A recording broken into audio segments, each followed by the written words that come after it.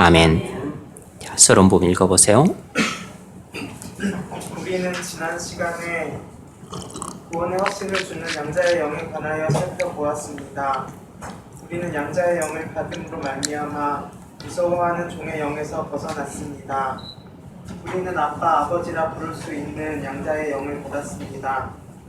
이것은 우리가 하나님의 아들이라는 세 번째 증거입니다. 이것은 옛 감정이 계속해서 남아있음을 말해주는 것입니다.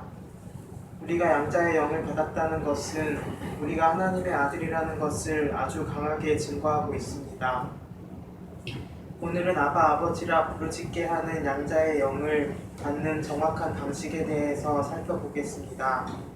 양자의 영은 구원의 확신에 대한 근거들 가운데 하나입니다. 양자의 영을 받는 것은 구원의 확신에 있어서 매우 특별한 유형입니다. 첫 번째 유형은 14절이고 그보다 더 고차원적이고 고차원적인 구원의 확신의 유형은 15절과 16절입니다. 이것들은 성령의 부으심에 대한 두 국면입니다. 오순절에 사도들과 사마리아 신자들에게 일어났던 일들입니다. 오늘 우리는 성령의 주권에 관하여 공부하겠습니다. 네.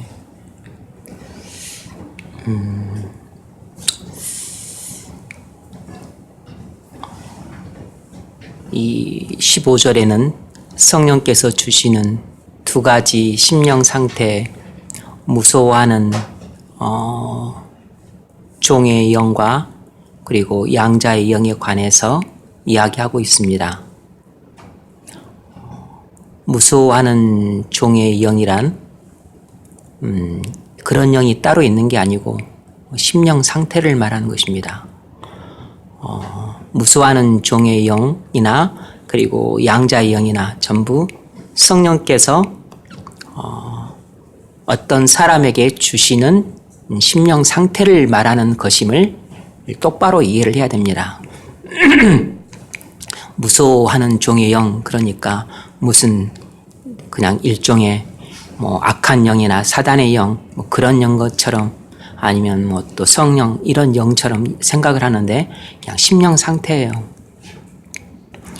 양자의 영도 심령 상태를 말하는 것입니다. 성령을 말하는 게 아니에요.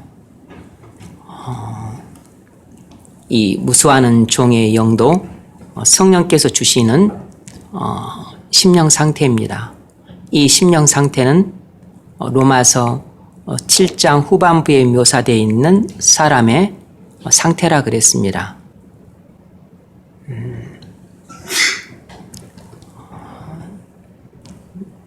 자기가 율법 아래에서 종노릇하고 있음을 알지만 종노릇에서 벗어날 수 없는 상태.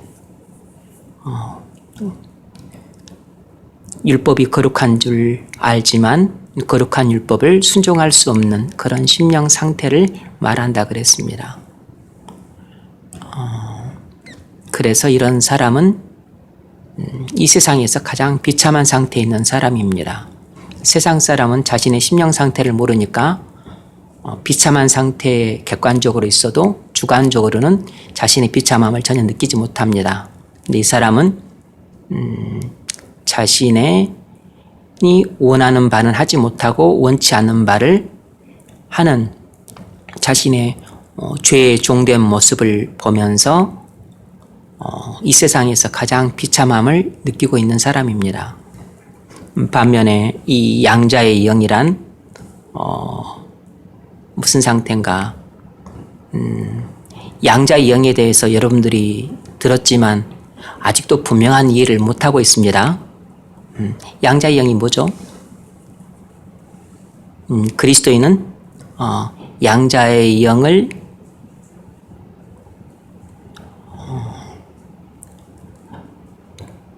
꼭 받아야 된다고 생각을 하겠지만 아닙니다. 이미 가르침을 여러 번 받았지만 또 다 잊어먹었을 것이에요. 양자의 영을 받는다고 하는 것은 구원의 확신을 받는다는 뜻과 같은 것입니다. 그러니까 우리는 믿음으로 성령을 받아 그리스도인이 되었어도 아직 양자의 영을 받지 않았을 수 있습니다. 양자의 영을 받는다고 하는 것은 내가 하나님이 나의 아버지시라는 그런 확신으로 충만한 상태인 것이에요. 내가 하나님의 자녀라는 그런 강한 확신을 가진 상태인 것입니다. 그러니까 성령께서 우리에게 이런 양자의 영을 주시는데 우리가 양자의 영을 받았으면 우리는 구원의 확신을 갖게 돼요. 그러니까 양자의 영을 받지 않았어도 우리는 그리스도인일 수 있습니다. 그런데 이제 이것을 오해하기 쉬운 것은 이 로마서 8장 15절에 너희는 다시 무수하는 종의 영을 받지 아니하였고 양자의 영을 받았으므로 아바 아버지라 부르짖느니라 이렇게 기술을 하고 있는 것이 오해의 소지를 불러일으켜요. 왜냐하면 너희는 다시 무수하는 종의 영을 받지 아니하였고 양자의 영을 받았으므로 그러니까 너희는 로마에 있는 그리스도인들인데 로마에 있는 그리스도인들은 다 양자의 영을 받았으므로 하나님을 아바 아버지라 부르짖는다 이렇게 말해 놓으니까 그러면 모든 그리스도인은 전부 양자의 영을 받은 사람이구나 이렇게 생각하기 쉬운 것입니다. 그런데 이것은 초대교회 교인들의 상태가 그렇다는 것이고 오늘날 교회 교인들의 상태는 또 이와 많이 다르다는 점입니다. 당시 초대교회의 그리스도인들은 거의 대부분이 양자의 영을 받아서 구원의 확신을 가지고 있었어요. 그런데 오늘날은 초대교회 상황과 많이 다르기 때문에 믿음으로 말미암아 성령을 받았어도 아직 양자의 영을 받지 않은 사람들도 많이 있는 것입니다. 그래서 구원을 받았지만 아직 구원의 확신을 갖지 못한 사람들도 많이 있는 것이에요. 그러므로 우리가 그리스도인이 되려면 양자의 영을 반드시 받아야 됩니까? 그건 당연히 아니라고 말씀을 드렸어요. 이것이 지난 11월 마지막 주에 전했던 가르침입니다. 그런데 이제 많이 지났으니까 잊어먹었겠죠. 그래서 양자의 영을 받는 것은 구원의 확신을 받는다는 뜻과 같은 것입니다. 다시 말하면 양자의 성령께서 우리에게 양자의 영을 부어주세요. 근데 양자의 영을 부어준다고 하니까 무슨 또 자꾸 성령 이런 걸 생각하시면 안 돼요. 악한 영. 심령 상태라고 심령 상태. 성령께서 우리에게 이런 심령 상태를 부어주시는 겁니다. 하나님이 나의 아버지라고 하는 절대적인 확신을 주고 내가 하나님의 자녀라고 하는 그런 큰 확신을 주어서 하나님을 담대하게 아버지라고 부르고 나는 하나님의 자녀라고 하는 확신에 둘러싸여서 어떤 그 엄청난 환난 가운데 놓였어도 하나님에 대한 신뢰를 잃지 않고 하나님께 나가서 담대하게 부르짖는 것입니다. 그래서 고난을 돌파해 가는 것이에요.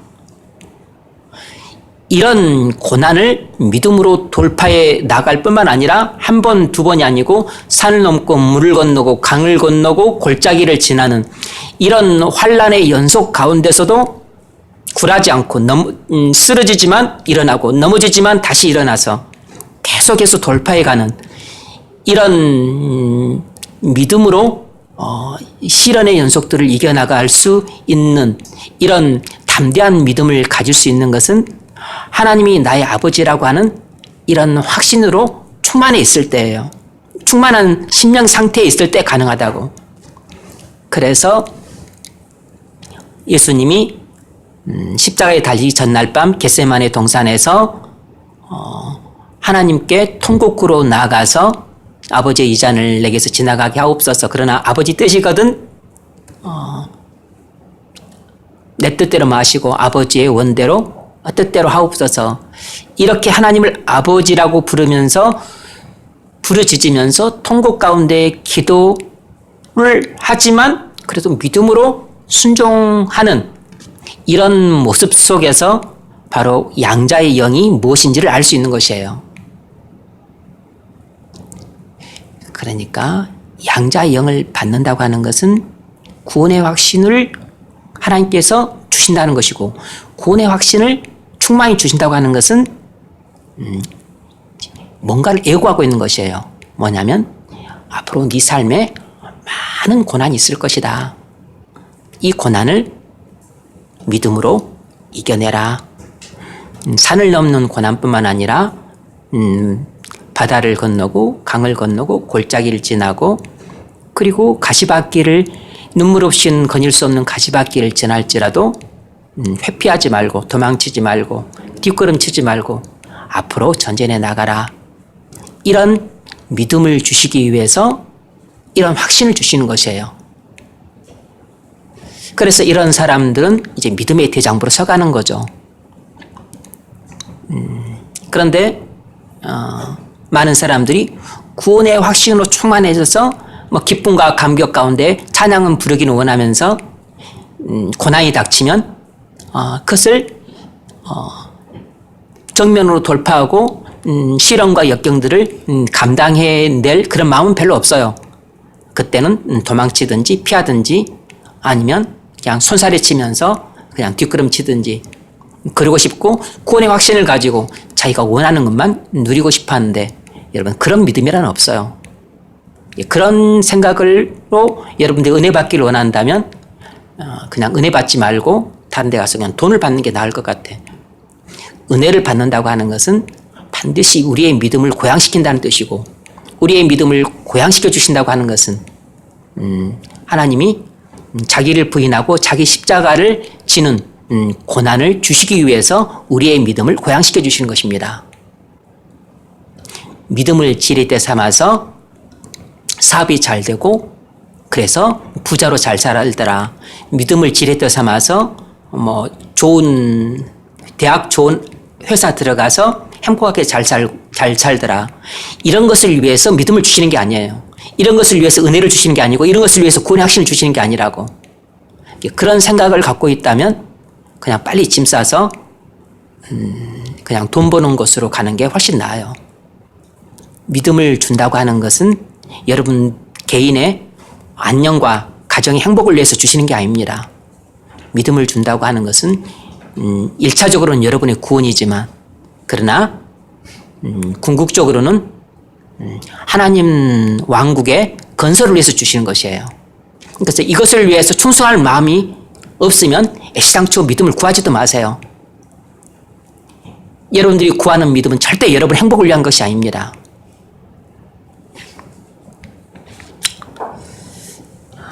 양자의 영은 구원의 확신과 관련된 것입니다. 그래서 제가 그때 하나 그 예화를 일러드렸죠. F.B. 마이어 목사님이 겪었던 예화. 영국에서 캐치기라고 하는 지역의 사경에 기도회에 참석을 했었습니다. 9시경에 참석을 해서 보통 11시경에 끝나는데 이제 기도회가 시작이 되어서 많은 사람들이 성령을 사모하면서 그렇게 성령으로 충만해지기를 간절히 구하고 있는데 이 목사님 마음속에 이렇게 성령을 부어달라고 기도해야만 하나님 성령을 부어주시는가? 그러면서 마음속에 얘들이 엄마한테 배가 고프니까 밥 주세요 두 손을 비비고 애원을 해야만 엄마가 밥을 주는가? 엄마는 때가 되면 아침이면 밥을 주지 않나? 하나님께서 우리가 배가 고파서 먹을 준비가 되어 있으면 하나님께서 우리에게 성령을 부어주지 않아? 꼭 이렇게 성령을 부어달라고 두 손을 들고 부르짖고 외치고 기도를 해야만 부어주나? 이건 아닌 것 같다 싶어서 자리를 떠서 골짜기를 거닐고 있는데 다른 휴영증 떴고 VLP는 받고 그래서 골짜기를 지나면서 마음속으로 하나님, 혹시 이 골짜기를 지나면서 성령을 사모해서 받기를 원하는 사람이 있다면 바로 저올시다. 저한테 성령을 부어주소서. 저한테 성령을 부어주소서. 그때 마치 성령이 내게 임하는 것 같았고 나는 그래서 믿음으로 성령을 받았다. 그러므로 성령은 믿음으로 받는 것이다. 그러나 성령을 나는 믿음으로 받았다고 생각한다. 그러나 아무 느낌도 없었다. 아무런 감정도 없었다. 나는 아무것도 느낄 수 없었다. 그러나 나는 성령을 내가 받았다는 것을 나는 확신한다. 이 이야기가 이 F.B. 마이어 목사님 나의 삶을 위한 나의 삶을 위한 그리스도의 생명이라는 책에 기록되어 있었는데 마틴 로이드 존스 목사님이 이것에 대해서 이제 평가를 한 것입니다. 이런 일이란 없다. 이런 체험은 잘못된 체험이다. 라고 지적을 하고 있는 것이에요. 그러니까 이 체험에 대해서 말을 하는 게 아니고 이것이 이미 20세기에 널리 유포되어 있던 복음주의의 잘못된 가르침의 한 전형이에요. 믿음으로 취하라. 이것이 20세기에 편만했던 복음주의의 잘못된 가르침의 한 전형이라고. 성령을 충만함을 받는데 그것을 믿음으로 취하라는 것입니다. 이런 해괴망측한 가르침이 성경에 어디에 있는가 아무리 떠들어봐도 여러분 절대 찾을 수가 없을 것이에요. 그런데 이런 류의 가르침이 여기에만 적용이 되는 게 아니고 치유에도 적용이 돼요. 예수님은 병자들을 고칠 때 내가 이 병에서 나음을 입었느니라. 이 구원을 받을지어다. 귀신아 떠나가라. 내 믿음대로 될지어다. 그래서 이렇게 그 병에서 치유를 해주셨다. 그러므로 예수님은 우리를 모든 질병에서 치유하기를 원하신다. 그러므로 여러분의 모든 질병을 예수님이 치료해 주실 것이다. 그러므로 중요한 것은 여러분이 믿음으로 받는 것이다. 예수님은 여러분을 모든 질병에서 치유해 주셨다. 믿음으로 받으라. 그것을 믿음으로 취하라. 아무 느낌이 없을지라도 상관없다. 아무런 감정이 느껴지지 않더라도 개념치 마라. 너희가 믿음으로 받으면 반드시 치유된다.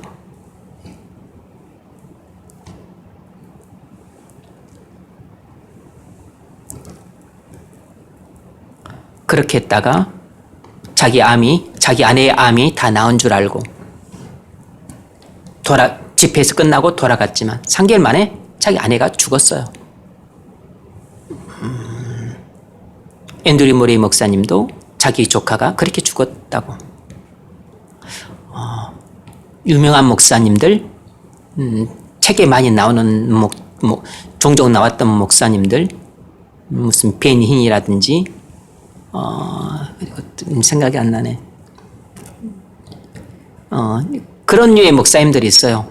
신유라든지 치유라든지 그런 것에 관련돼서 자기가 그런 집회를 인도했는데 자기도 암에 걸렸었어요. 근데 나중에 이런 자신이 오랫동안 전파했던 가르침이 신학적으로 오류가 있다는 것을 나중에 인정을 하고서 돌이켰던 목사도 있어요. 그러니까 목사들이 가르치는 많은 가르침들이 잘못된 신학과 교리의 근거에서 가르치는 경우들이 많이 있다고. 그래서 여러분들이 아무 데서나 어디 TV에서나 라디오에서 설교들이 많이 나오는데 그냥 유명한 목사님이라 그래서 또 설교를 또 잘하는 것 같아서 듣고 배우고 오면은 온갖 잡동사니를 이 신학과 잘못된 교리에 근거한 가르침들을 다 먹고 오는 것입니다. 영혼이 건강해지지 않아요. 왜냐하면 영혼을 해롭게 하는 독이든 영혼의 양식을 먹고 온 것입니다. 아무리 여러분들이 좋은 것을 올바른 가르침을 받아도 이런 가르침이 여러분 마음속에 새겨 있으면 올바른 가르침들이 뿌리를 못 내려요. 왜냐하면 악화가 양화를 구축하기 때문입니다. 독이 좋은 음식을 오히려 더 악화시키고 뱉어내게 만드는 것이에요. 뭐 이야기는 나중에 또 아주 중요한 이야기니까 나중에 하겠습니다.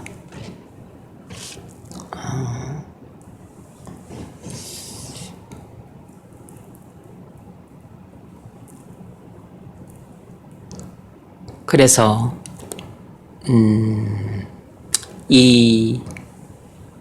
이것은 아주 잘못된 복음주의 가르침입니다.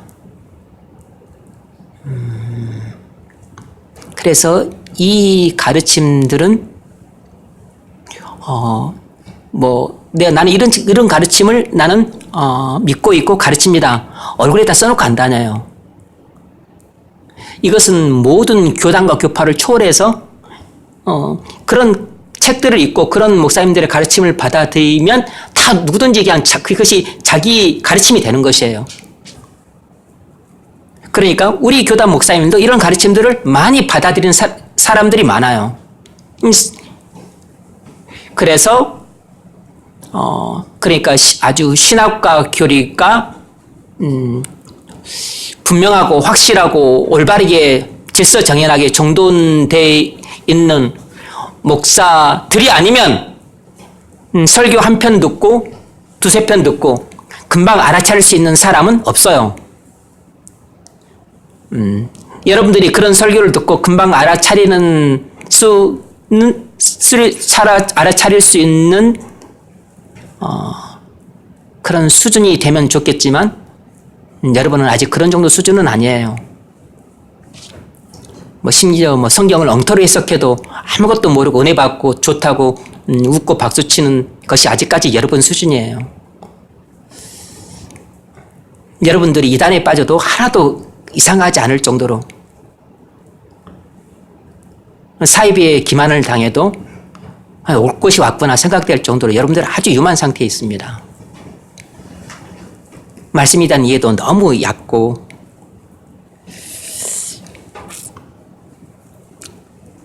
그래서 이 가르침들이 아주 유효하기 때문에 이 가르침에 대한 논박을 마틴 조시 목사님이 이 로마서 강해에서 장황하게 하고 있어요. 제가 이제 물론 이 가르침을 거의 생략해 버렸습니다. 지난 시간에도 잠깐 제가 그냥 말로만 그냥 전했어요. 그래서 로마서 강해를 읽다 보면 은혜로운 부분들이 참으로 많지만 이렇게 논쟁적인 부분들을 많이 다뤄요. 그것은 신학자이자 목사로서 참 필요한 부분입니다. 성도들은 그런 걸 관심 없어하고 아주 지루하게 여기지만 그러나 신학자이자 목사로서 양떼들을 돌보는 사람으로서는 정말 훌륭하고 책임감 있는 자세예요. 기독교 강요도 보면 칼빈이 올바른 기독교 교리에 대해서만 말하지 않아요. 올바른 기독교 교리에 대해서 말을 하기 위해서 잘못된 로마 교회의 가르침과 비교해서 이것들을 비판하고 그리고 또 무엇이 잘못됐는가를 비교하면서 그래서 이것이 왜 참된 가르침인가를 그렇게 전개를 해 나가요. 그래서 변증적인 측면이 강해요. 그런데 교인들은 변증 따위는 관심이 없으니까 지루해하는 거죠. 지겨워하고. 그래서 많은 사람들이 마틴 로이 존스 목사님 로마서 강의를 읽을 때 지쳐서 못 읽는 것입니다. 이런 논쟁적인 부분들이 아주 많이 나오니까. 그 부분들은 또 제가 또 워낙 또 자상하니까 그럴 때 다 생략해 버렸어요. 그래서 이렇게 간단히 정리해서 제가 또 일러주잖아요. 그죠? 여러분들은 목사를 너무 잘 만난 거지. 제가 다 소화해서 씹어서 그래서 여러분들이 받아 먹을 수 있게끔 이유식으로 만들어서 제가 주고 있잖아요.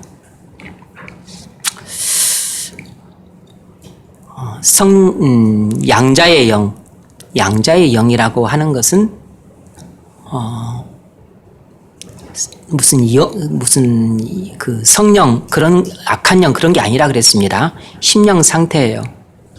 구원의 확신이라고 하는 심령 상태를 말하는 것입니다. 그 루터와 칼빈을 제외한 다른 종교 개혁자들은 구원의 확신을 구원의 필수 요소로 간주를 했었습니다. 그런데 이것은 잘못된 것이에요.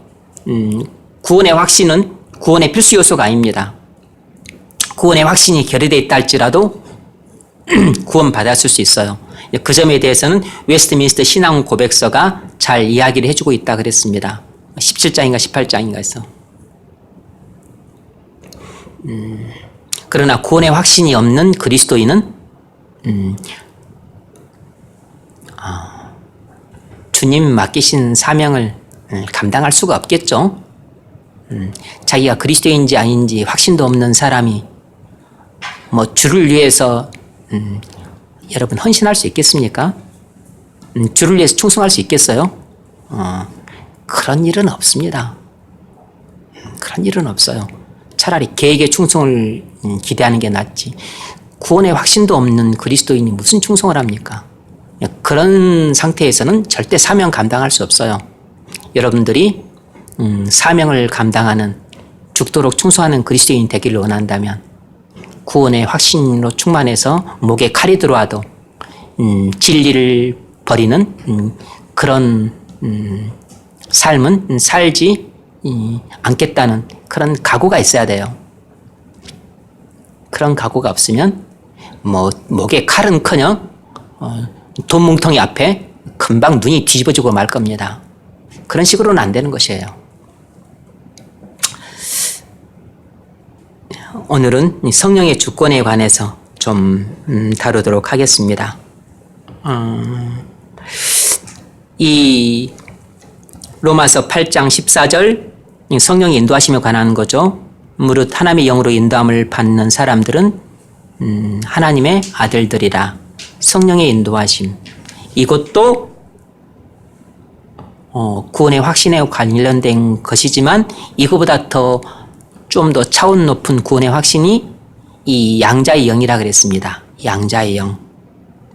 그러니까 나는 이건 마틴 요시 존스 목사님이 구분한 것이에요. 그러므로 우리보다 훨씬 탁월한 분이 구분한 것이기 때문에 그냥 일반적으로 받아들이는 것이 좀 유익하겠죠. 내 생각에는 좀 아닌 것 같은데 너무 과한 것 아닌가? 그런 느낌이 있을지라도 받아들이는 것이 좀 유익할 겁니다. 왜냐하면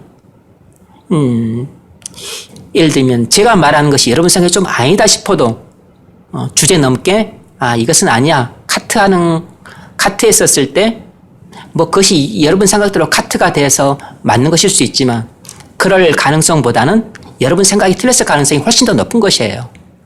마찬가지로 조금 과하게 너무 세밀하게 구분하고 있는 것 아닌가? 그런 느낌이 약간 들지만 그럼에도 불구하고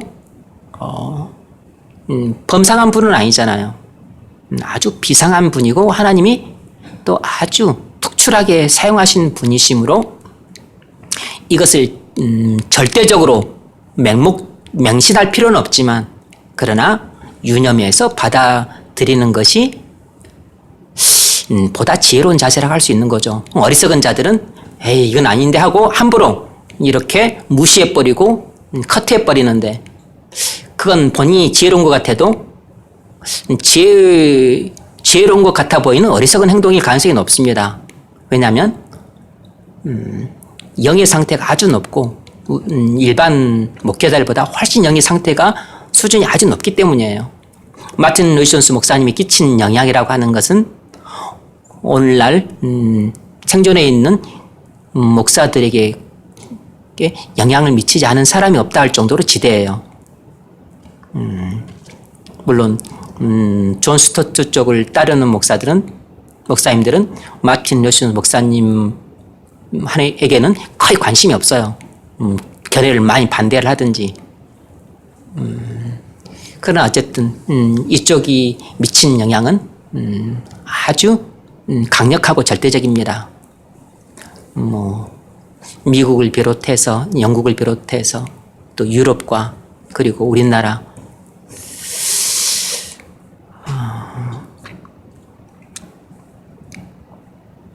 네.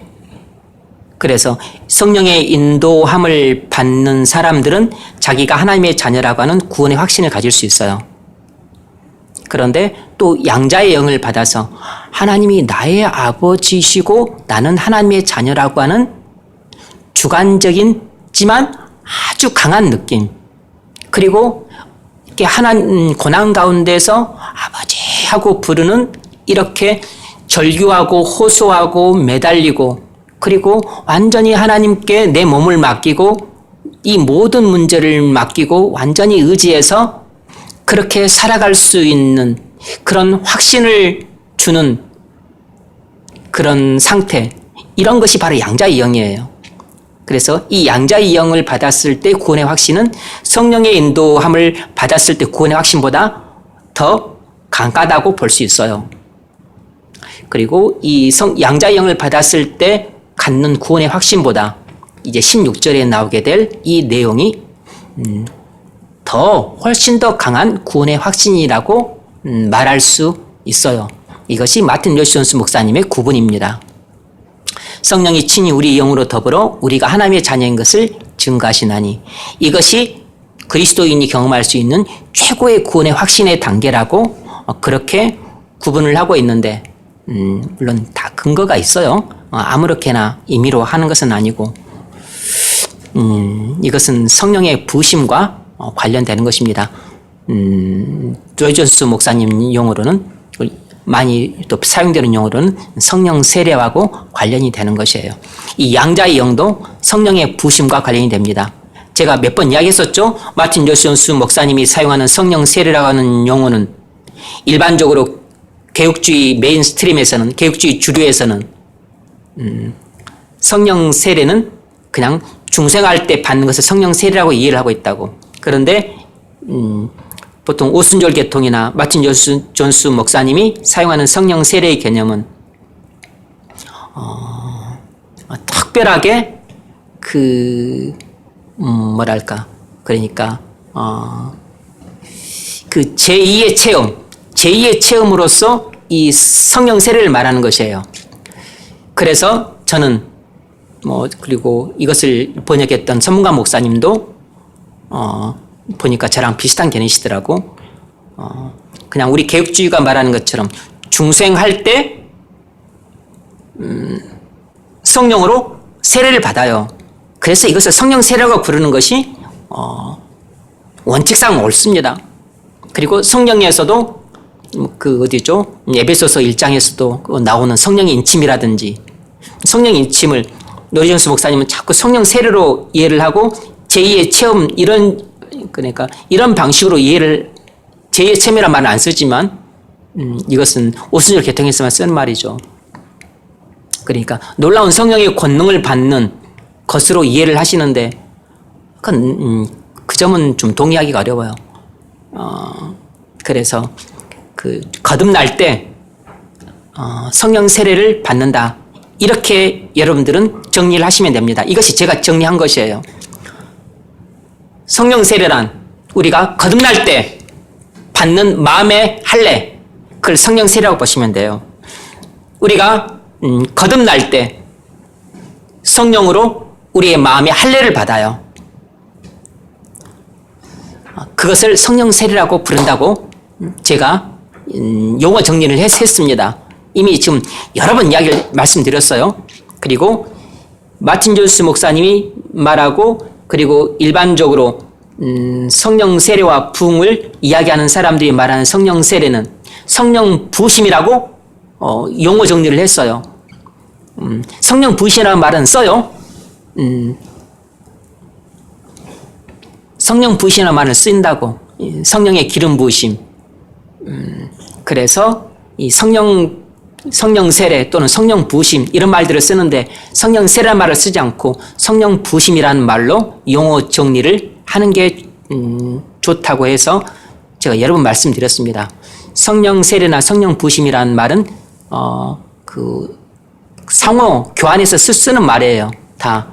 그래서 우리는 아예 성령 세례라는 말을 쓰지 않고 성령 부으심이라는 말로 용어 통일을 한다고 말씀드렸습니다.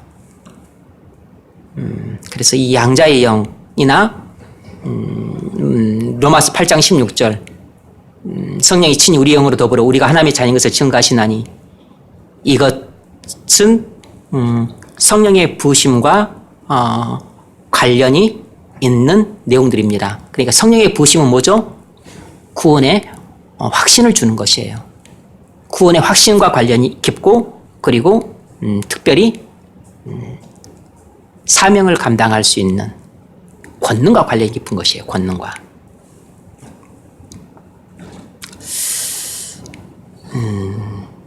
지난 시간 배웠던 것과 오늘 배울 것과 그리고 뭐 또 다음 시간 배울 것을 잠시 좀 요약해 드렸습니다. 자, 1번 문제 읽어보세요. 본문 15절을 읽으십시오. 너희는 다시 무서워하는 종의 영을 받지 아니하고 양자의 영을 받았으므로 아빠 아버지라 부르짖느니라. 여기서 사용된 받다는 말은 원래 능동적으로도 사용되고 수동적으로도 사용되는 말입니다. 그런데 15절에서 받다는 말은 수동적인 의미로 사용되고 있습니다. 그 근거는 무엇입니까? 네. 무슨 말인지 먼저 충분히 이해를 해야 되겠죠? 15절 너희는 다시 무수하는 종의 영을 받지 아니하고 양자의 영을 받았으므로 이렇게 너희는 받다 그랬죠? 종의 영을 예전에 받았지만 지금은 양자의 영을 받았다는 거죠. 여기서 받다라는 말은 원래 능동적으로도 사용되는 말이고 수동적으로도 사용되는 말인데 이 15절에서는 받다는 말이 수동적인 의미로 사용되고 있다는 것입니다. 그 근거는 뭔가? 이건 다소간에 좀 신학적인 의미가 많이 내포되어 있기도 하지만 그러나 또 여기서 아주 중요한 그 가르침이 나와요. 자, 첫 번째는 좀 빨리 진행하겠습니다. 오늘 9시 끝내려고 그랬는데 벌써 9시 됐다는데. 모처럼 하면 기적을 일으켜보려고 했더니 거의 또 수포가 되어가는 느낌이네.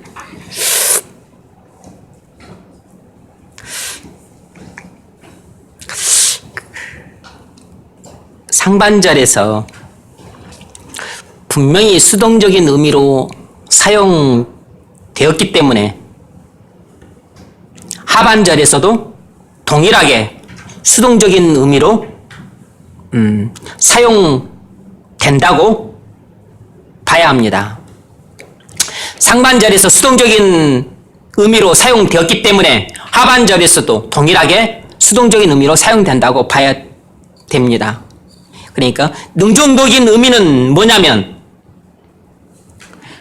취하여 획득하다 이런 뜻이에요. 그러니까 취해서 뭐 받아낸다 이런 뜻이에요. 그런데 수동적인 의미는 그냥 말 그대로 주어진 것을 받는다 이런 뜻인 것입니다. 수동적인 의미는 주어진 것을 받는다 이런 뜻이에요. 자, 이제 두 번째로 여기서 좀 의미를 좀 자세하게 설명을 할 건데 성령을 받는 것에 관한 진술은 예외 없이 수동적인 의미라는 것입니다. 성령을 받는 것에 관한 진술은 예외 없이 수동적인 진술이라는 것이에요. 수동적인 의미라는 것입니다. 이 성경에 나와 있는 구절들을 통해서 조금 예를 들어 증명해 보겠습니다. 읽어보세요. 누가복음 3장 16절. 나는 물론 너희에게 세례를 베풀거니와 나보다 능력이 많으신 이가 오시나니 나는 그의 신발끈을 풀기도 감당하지 못하겠노라. 그는 성령과 불로 너희에게 세례를 베푸실 것이요. 아멘. 네, 또 제가 엄청 친절하게 밑줄을 또 짝짝 그어놨어요. 그죠? 알아보기 쉽게. 이렇게 친절한 목사는 어디 가서도 못 만나요. 아멘을 안 하네, 아멘을. 나는 물로 너에게 세례를 베풀거니와. 벌써 세례를 준다고 할 때 주님의 능동성이 눈에 두드러지게 나타나죠. 나는 나보다 요한, 네, 지금 요한을 말하는 거죠. 나보다 능력 많으신 이가 오시나니 나는 그의 신발끈을 풀기도 감당하지 못하겠노라. 그는 주님이죠. 성령과 불로 너에게 세례를 베푸실 것이요. 그러니까 능동성이 세례를 받는 사람에게 있지 않고 세례를 주는 사람에게 있다는 사실을 알 수 있어요.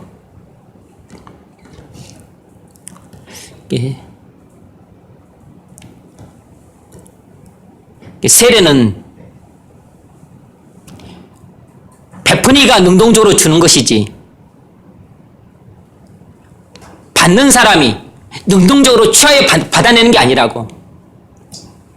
여기서 세례라는 것은 성령 세례를 말하는 거죠. 성령을 받는 것은 주님이 능동적으로 성령을 주시는 것이고 우리는 성령을 수동적으로 받는 것이에요.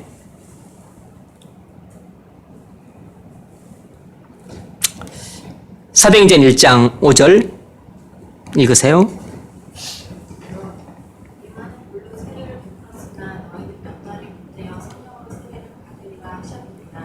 네, 너희는 몇 날이 못되어 성령으로 세례를 받으리라. 그러니까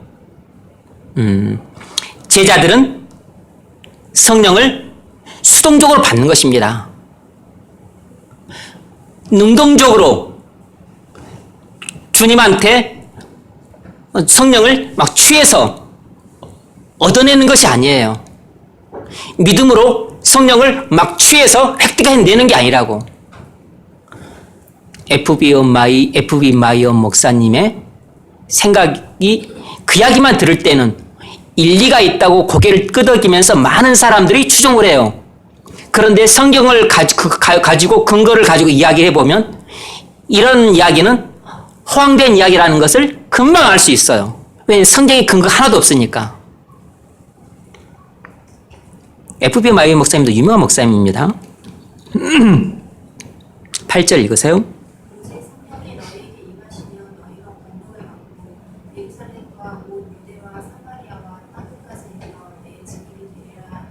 아멘. 오직 성령이 너에게 임하시면, 성령은 우리에게 임하는 것이지 우리가 성령을 믿음으로 취하는 게 아니에요. 너희가 권능을 받고, 여러분 강조점이 주님의 능동성에 있지 세례 받는 사람에게 있지 않아요. 주님은 제자들에게 성령을 믿음으로 취하라고 말하지 않았습니다. 주님은 제자들에게 성령을 보낼 것이고 또 권능도 주실 것이에요. 그럼 제자들은 주님이 주시는 성령과 권능을 그저 수동적으로 받는 것입니다. 뭐 믿음으로 취하거나 믿음으로 획득해내거나 믿음으로 그것들을 받아내는 게 아니에요.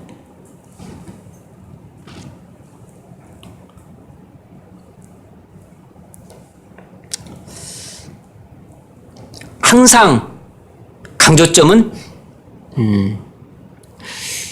주님이 주권적으로 우리에게 성령을 주신다는 데 있고, 우리는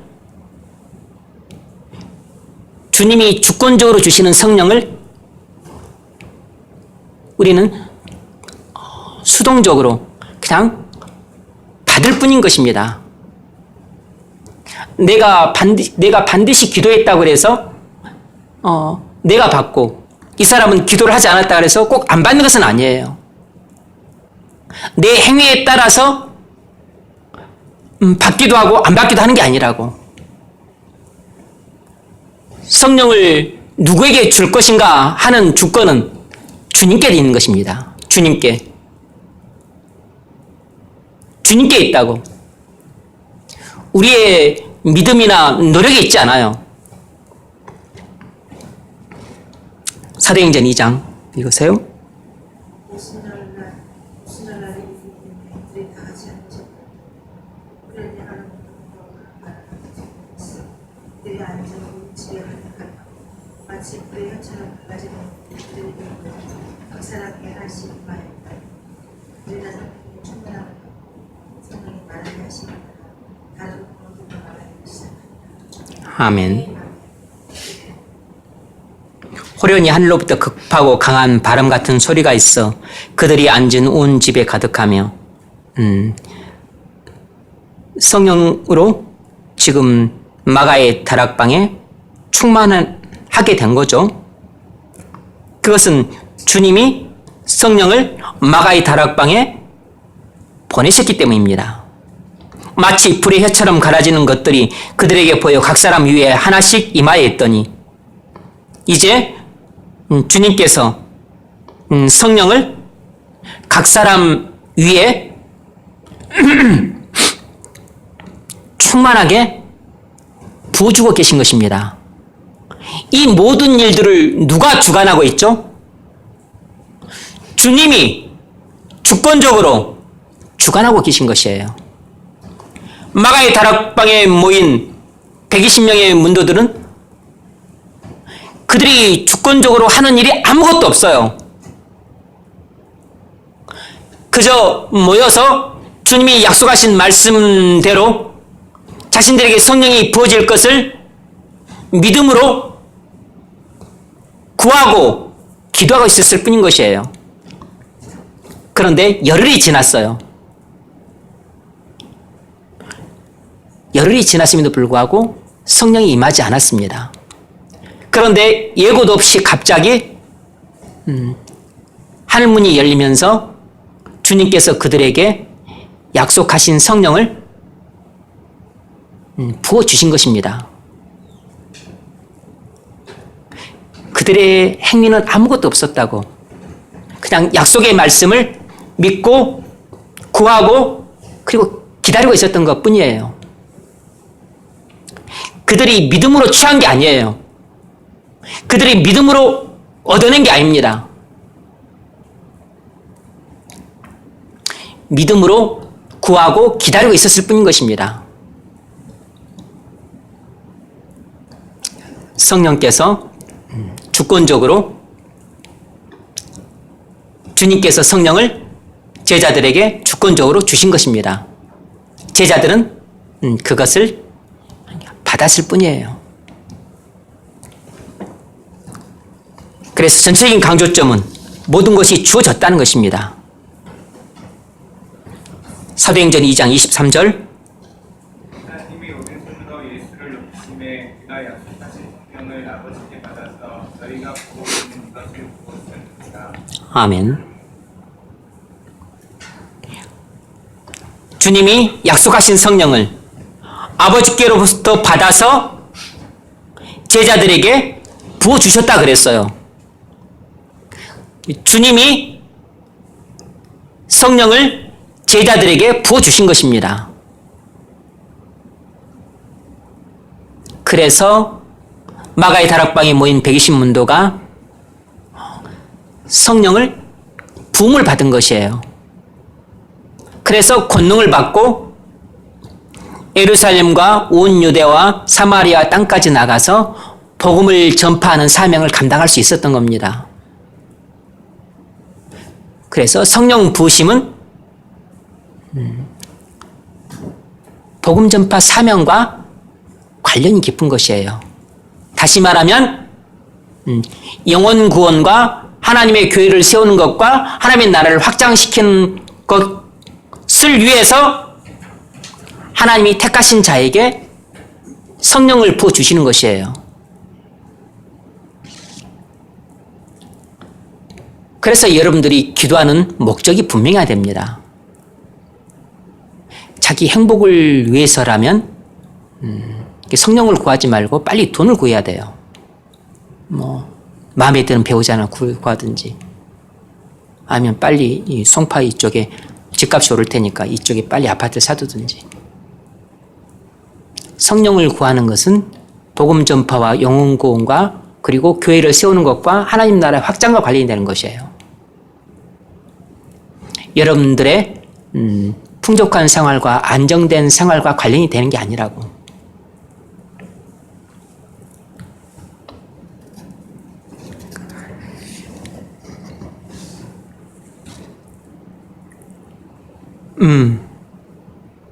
그래서 여러분들이 새벽에 나와서 기도를 할 거면 여러분들의 목적을 분명히 하셔야 됩니다. 목적을. 제가 복음을 복음 전한다는 게 꼭 선교사로 나간다는 걸 말하는 게 아니에요. 목사가 된다는 것을 말하는 것도 아니고, 모든 그리스도인의 사명은 다 복음 전파니까 복음을 전하고 영혼을 구원하고 교회를 세우고 하나님 나라를 세우라는 그 사명을 제가 충성스럽게 감당하고 싶습니다. 그러니 제게 성령을 부어 주옵소서, 성령의 불을 내려 주소서. 그래서 우리 가정도 우리 직장도 친구들도 다 구원할 수 있게 주소서. 이렇게 목적을 분명히 하고서 구하십시오. 그러면 하나님께서 여러분 기도에 좀 더 빨리 응답해 주실 겁니다. 자, 그 다음 2장 33절. 그거 읽으셨죠? 네, 38절. 베드로가 이르되 너희가 회개하여 각각 예수 그리스도의 이름으로 세례를 받고 제사함을 받으라. 그리하면 성령의 선물을 받으리니. 아멘. 우리가 회개하고 주 예수 그리스도를 믿으면 성령을 받게 될 것이라는 것입니다.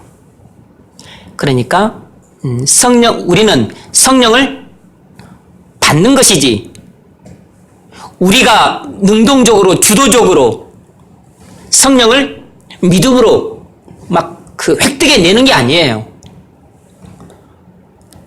이런 가르침은 해괴망측한 가르침이에요. 성령은 주님께서 회개하고 믿는 자에게 주시는 선물이에요. 선물. 사도행전 5장 32절. 우리는 이 일의 증인이요 하나님이 자기에게 순종하는 자들에게 주신 성령도 그러하니라. 아멘. 하나님이 자기에게 순종하는 자들에게 주신 성령도 그러하니라. 하나님은 누구에게 성령을 주신다 그랬죠? 자기에게 순종하는 자에게 성령을 주신다 그랬습니다. 언제나 강조점은 주님이 우리에게 성령을 주신다는 것이에요.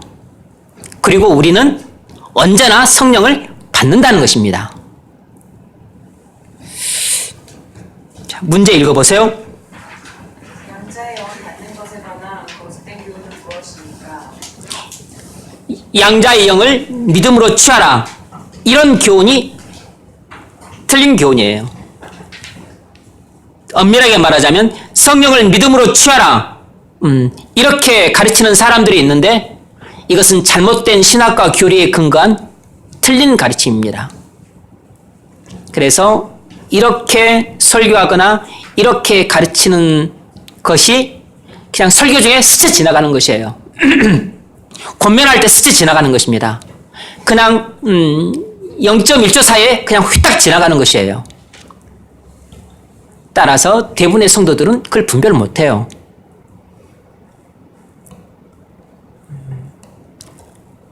영적인 분별력을 정확하게 갖고 있는 사람만이 저 사람이 신학이 어떤지 교리가 어떤지 그냥 분별해낼 수 있는 겁니다. 그래서 전 복음주의, 개혁주의 교단 신학교를 나왔으면서도 불구하고 전혀 개혁주의적이지 않고 그냥 일반적인 복음주의 신학과 잘못된 교리를 갖고서 저렇게 또 설교하고 가르치는구나, 또 저렇게 사역을 하는구나 금방 알 수 있는 겁니다. 그게 아주 중요해요.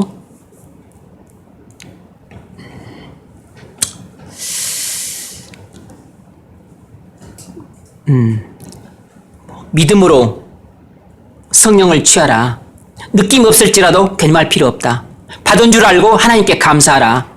너는 이미 믿음으로 성령을 받은 것이다.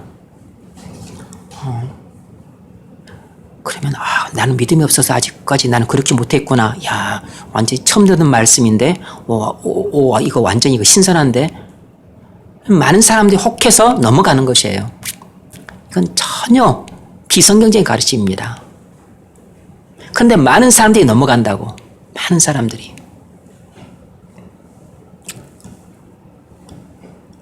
이거 완전히 잘못된 가르침이에요. 이런 가르침에 빠지게 되면 여러분들 나중에는 알맹이는 없고 완전히 껍데기만 차게 됩니다. 세 번째로, 안수가 존재했다는 사실 자체가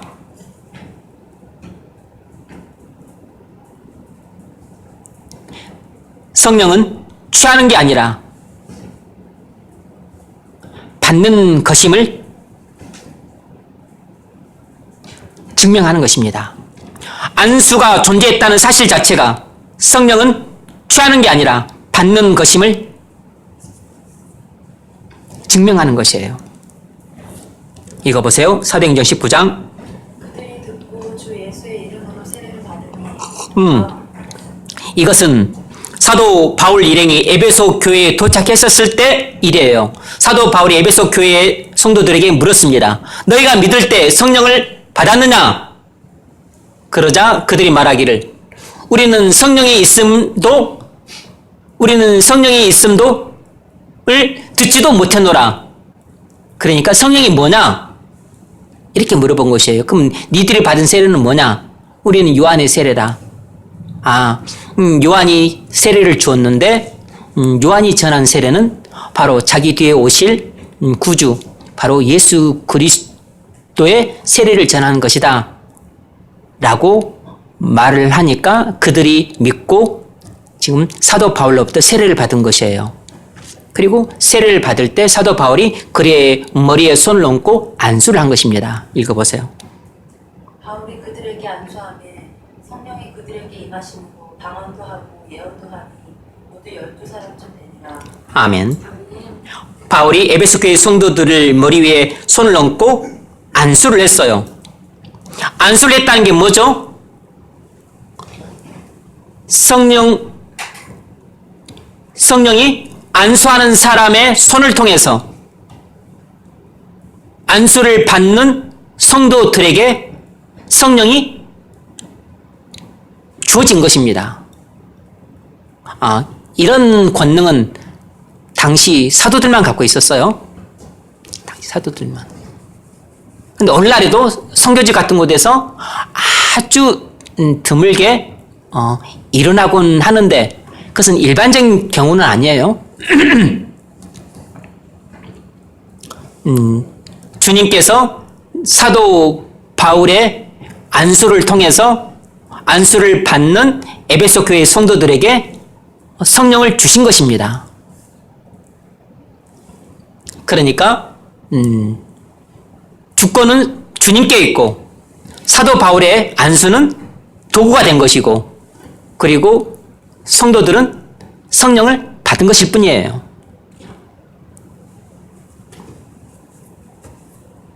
자, 결론이 뭐냐면 성령은 우리가 취하는 것이 아니라 주님이 우리에게 주시는 것이라는 것입니다. 따라서 성령을 믿음으로 취하라는 교훈은 틀린 교훈이에요. 그런데 이런 복음주의 잘못된 가르침이 성령에 관해서만 그런 게 아니고 그냥 우리 기독교 신앙의 일상생활에서 많은 부분을 이런 식으로 가르친다고. 병고침도 이렇게 받으라고 하고 심지어는 칭의조차도 이렇게 받으라고 하는 것이에요. 그래서 신학이 잘못되면 너무너무 위험한 것입니다. 교리가 잘못되면 한 영역에만 문제가 되는 게 아니고 그것이 다른 모든 영역에 파생적으로 영향을 미치기 때문에 아주 심각한 문제를 초래하는 것이에요.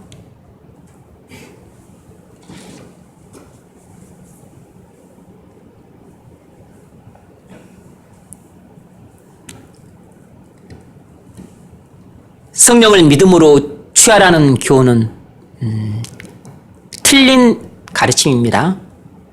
우리는 성령을 간절히 사모해서 부어주시기를 부르짖을 뿐이고 그것을 듣고 주님께서 주권적으로 우리에게 성령을 주시기도 하시고 안 주기도 하시는 것이에요. 아니면 한참 뒤에 주기도 하시는 것입니다.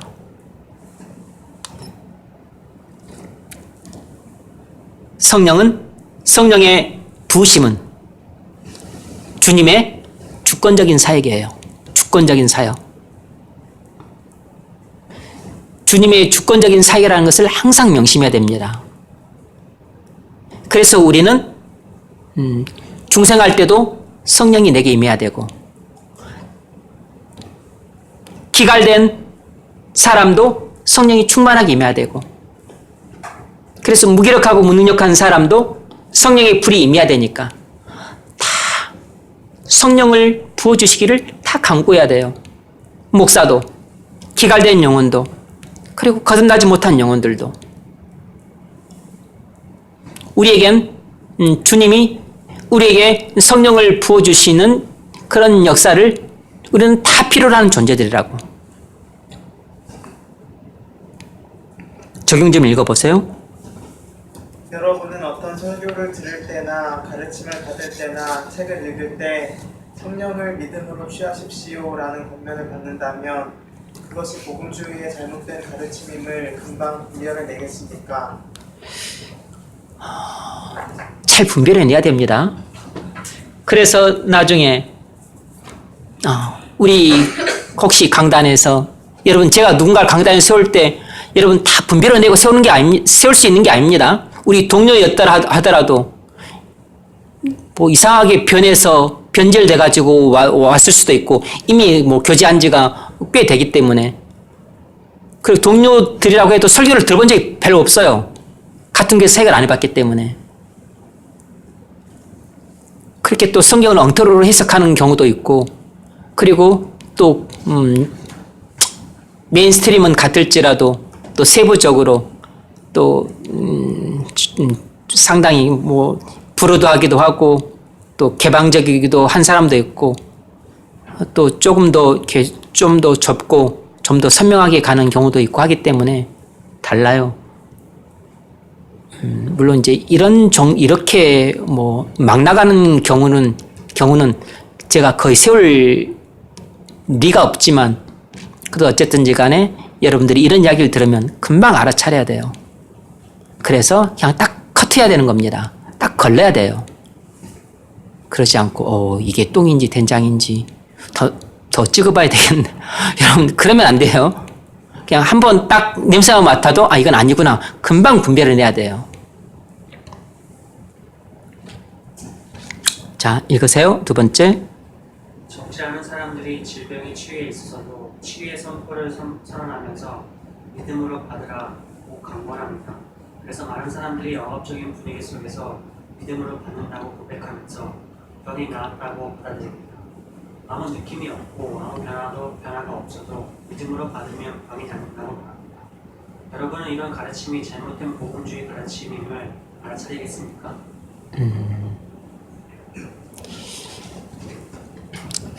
공식적으로 신유의 은사는 중단되었다고 하는 것이 우리 개혁주의 신학계의 일반적인 가르침이에요. 그러나 그런 일들이 기적적으로 일어날 수 있다고 하는 측면에서 이제 목회자로서 그런 측면에 그 문을 완전히 닫아두지는 않았습니다. 그러나 어쨌든 신학적으로는 그렇게 정리가 돼야 돼요. 신학적으로는. 네, 이것은 신학적으로 아주 문제가 많은 내용들입니다. 예언이라든지 특히 이제 이것도 신유도 문제지만 예언과 관련된 것은 아주 문제가 커요. 이건 문제가 말할 수 없이 심각하고 그리고 교회 전체가 이단이나 사이비로 빠질 가능성이 아주 높은 문제들입니다. 그래서 이런 문제들은 아주 신중하고 그리고 사려 깊게 다뤄야 돼요.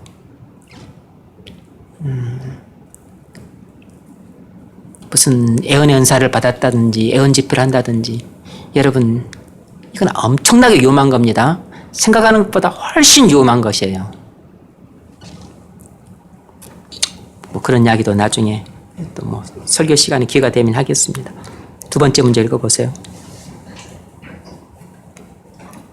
본문 15절을 읽으십시오. 왜 이것이 중요합니까? 네. 15절 읽으세요. 너희는 다시 무서워하는 종의 영을 받지 아니하고 양자의 영을 받았으므로 우리가 아빠 아버지라고 부르시느니라. 아멘. 여러분 로마서 가르침을 여러분 이렇게까지 자세하고 깊게 그리고 풍성하게 하는 경우는 여러분 흔치 않습니다. 그리고 거의 없어요. 그리고 일반 교회 교인들은 지루해서 못 듣습니다. 우리는 여러분들이 젊으니까 그냥 뭐 1시간 반이고 2시간씩 시간 개의치 않고 해서 할 수 있는 것이지. 그리고 만일 설교를 하게 되면 여러분 이런 내용은 절대 못 다뤄요. 설교에 있어서 주된 부분은 대부분 적용이 되기 때문에 적용이 되게 되면 이런 부분들을 자세하게 해석하고 해석 신학과 교리적인 측면들은 못 다뤄요. 중심만 그리고 잠깐 다루고 넘어가게 되는 겁니다.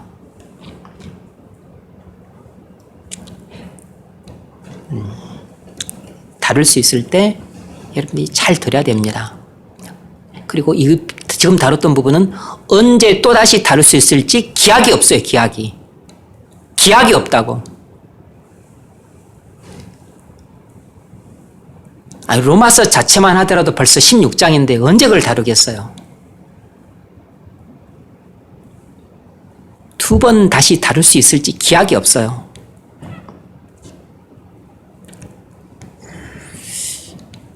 제 제자 중에는 로마서 강의 전체를 뭐 읽어본 사람도 있죠. 근데 은혜가 아니면 참 읽기도 힘들어요.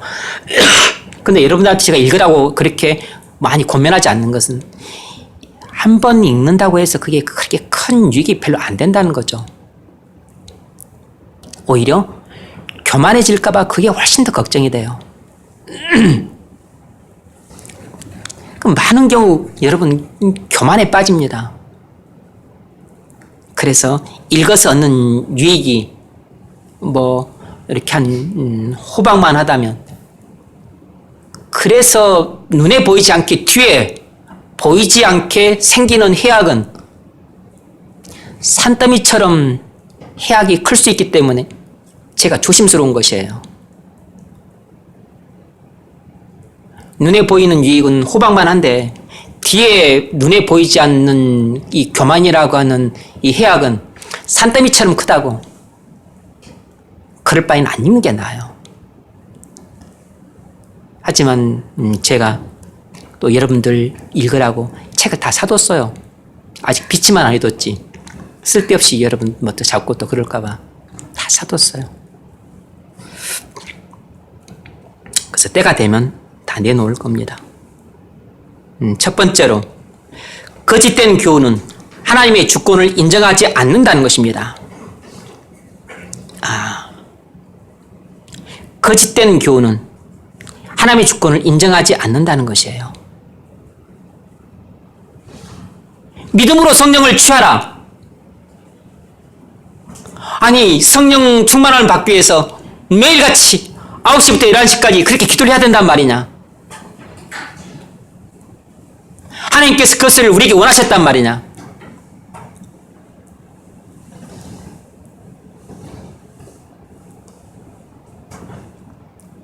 그럼 구하고 찾고 두드리라 그랬지. 그러면 믿음으로 취하라는 말이 어디 있어요? 너는 내게 부르짖으라 그랬잖아요.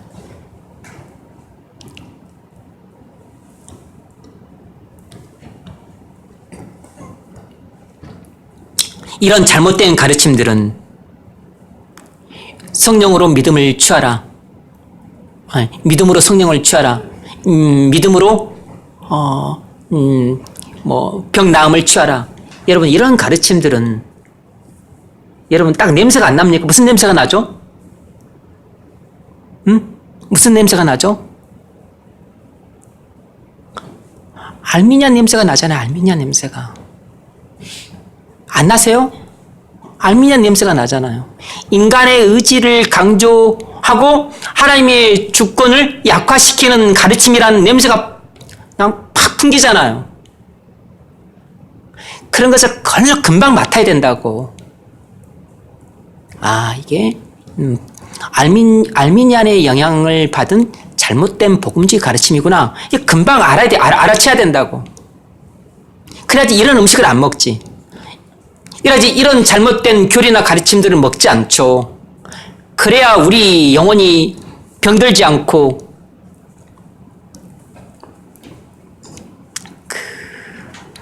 약해지지 않죠.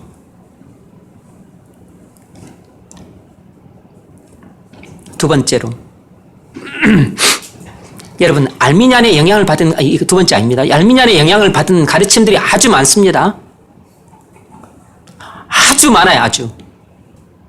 우리는 철저하게 칼빈주의 신학과 교리를 가진 개혁주의 교단이고 개혁주의 신학이고 개혁주의 교리를 가르치는 교회인데, 여러분, 우리 개혁주의가 뭐예요? 오직 하나님의 절대 주권입니다. 하나님의 절대 주권이라고. 오직 하나님께 영광이에요. 오직 은혜로, 오직 믿음으로.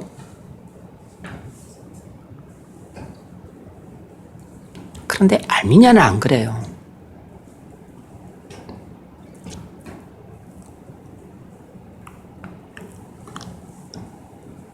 두 번째로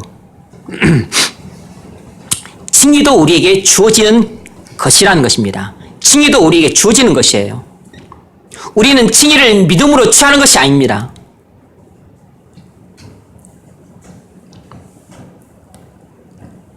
의롭다함을 받는 것도 믿음으로 취한다고 그렇게 가르치는 사람들이 있어요. 여러분, 칭의는 하나님께서 하시는 일이지 우리가 하는 일이 아닙니다. 칭의는 하나님께서 하시는 일이고 우리에게 주어지는 것이에요. 그 로마서 10장 9절 읽으십시오. 내가 만일 내 입으로 예수 그리스도를 시인하면 또 하나님께서 그를 죽은 자 가운데서 살리실 것을 내 마음에 믿으면 그것을 받으리라. 아멘. 내가 만일 내 입으로 예수를 주로 시인하며 하나님께서 그를 죽은 자 가운데 살리신 것을 내 마음에 믿으면 구원을 받으리라. 여러분,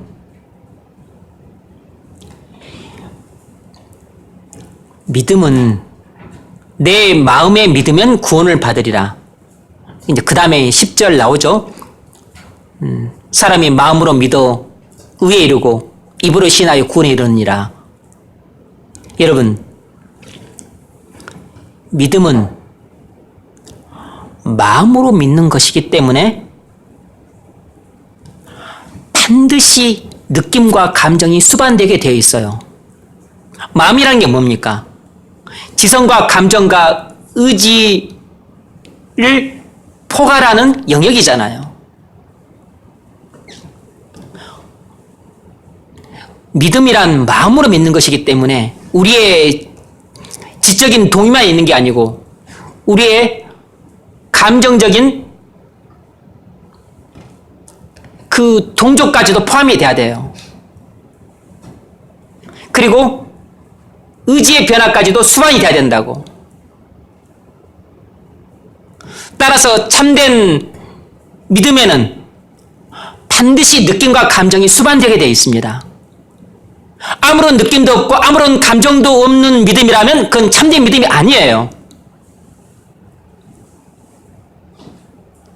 그리고 의지의 변화가 수반되지 않는 믿음도 참된 믿음이 아니라고. 왜냐하면 행함이 없는 믿음은 죽은 믿음이라 그랬기 때문에. 그래서 여러분이 내가 주님이 나의 구주이심을 믿고 그리고 나의 주님이심을 믿는다. 그러므로 주님은 나의 피난처시다. 주님은 나의 구원의 반석이시다. 주님은 나의 선한 목자시다. 라는 것을 믿는다. 라고 여러분이 정말로 그렇게 고백을 했다면 반드시 여러분 마음에 어떤 느낌과 감정이 있어야 돼요. 뭐죠? 마음에 평안이 있어야 돼요. 마음에 불안이 떠나고 두려움이 떠나고 걱정이 사라져야 된다고. 그게 참된 믿음인 것입니다. 내가 믿는다고 말은 큰 소리를 해놓고 나서 아무런 느낌도 없고 아무런 감정도 없어. 걱정도 그대로고 불안도 그대로예요. 그것은 참된 믿음이 아니고 지적인 동의인 것입니다. 그것은 단순히 역사적인 믿음에 불과한 것이에요.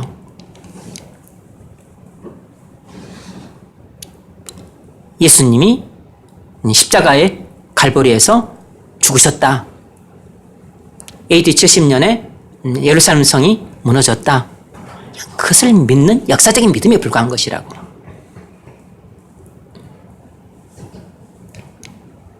믿음은 깊은 것이에요. 우리가 참된 믿음을 갖고 있다면 주님은 나의 선한 목자시다. 하나님은 나의 아버지시다. 이런 믿음을, 참된 믿음을 갖고 있다면 우리 마음속에 일시적으로 생겼던 불안과 두려움과 근심이 여러분 다시 사라지고 평안이 많은 것입니다. 그래서 내 영혼이 주님 안에서 쉼을 얻는 것이에요.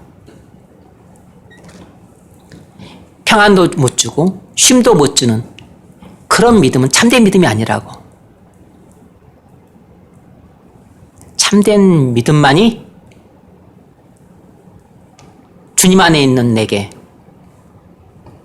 안식을 주는 것이에요. 로마서 5장 1절 읽으세요.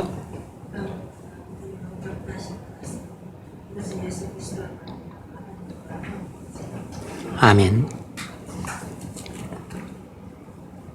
우리가 믿음으로 의롭다심을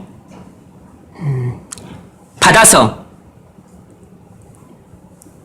내가 죄사함을 받고 의롭다함을 받아서 그리고 하나님의 자녀가 되었다는 것을 믿게 되었다면 우리 마음에 평화가 임하는 것입니다. 평화는 본질적으로 감정이죠. 느낌이라고.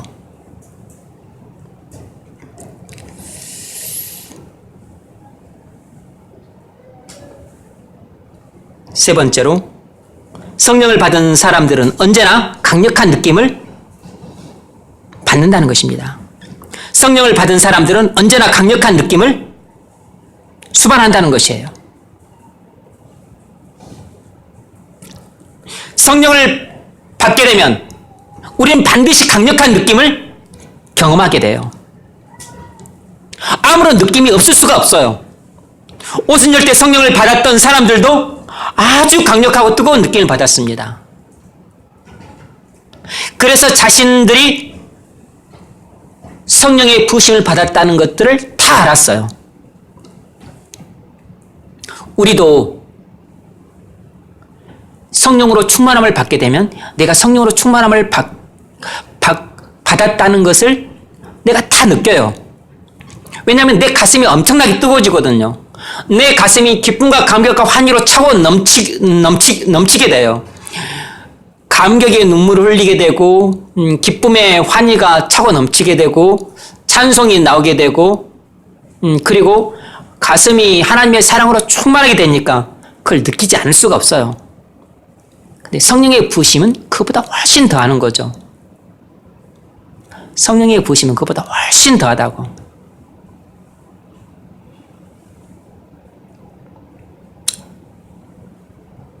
성령을